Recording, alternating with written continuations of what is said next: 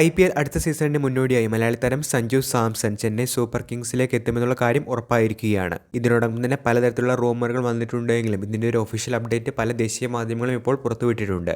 ഇതുമായി ബന്ധപ്പെട്ട് ക്രിക്ബസ് ഇന്ന് പുറത്തുവിട്ടിരിക്കുന്ന ഏറ്റവും പുതിയൊരു അപ്ഡേറ്റാണ് വീഡിയോയിലൂടെ നിങ്ങളുമായി പങ്കുവയ്ക്കുന്നത്. സഞ്ജുവിൻ്റെ കൈമാറ്റ കരാറിൽ നാളെയോ വെള്ളിയാഴ്ചയോ ഒപ്പുവെച്ചേക്കുമെന്നാണ് റിപ്പോർട്ടുകളിൽ പറയുന്നത്. സഞ്ജുവിന് പകരമായി രവീന്ദ്ര ജഡേജയും സാം കരണും രാജസ്ഥാൻ റോയൽസിലേക്ക് എത്തും.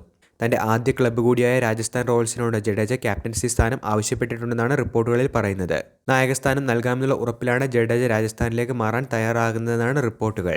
എന്നാൽ 37-കാരനായ ജഡേജയുടെ IPLൽ ക്യാപ്റ്റൻസി റെക്കോർഡുകൾ മോശമാണ്. 2022-ൽ CSKയുടെ നായകസ്ഥാനം ധോണിയിൽ നിന്ന് ഏറ്റെടുത്ത ജഡേജയ്ക്ക് 8 മത്സരങ്ങളിൽ 2-ൽ മാത്രമാണ് ടീമിനെ വിജയിപ്പിക്കാനായത്.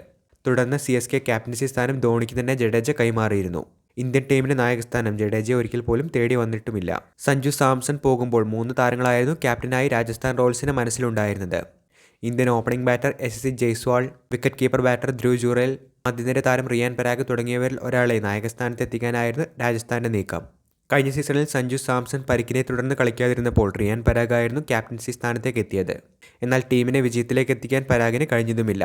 സീസണിൽ 9-ാം സ്ഥാനത്തായിരുന്നു രാജസ്ഥാൻ ഫിനിഷ് ചെയ്തത്. മറുവശത്ത് CSK ക്യാപ്റ്റൻ ആരാകുമെന്നുള്ള കാര്യത്തിലും ആകാംക്ഷയുണ്ട്.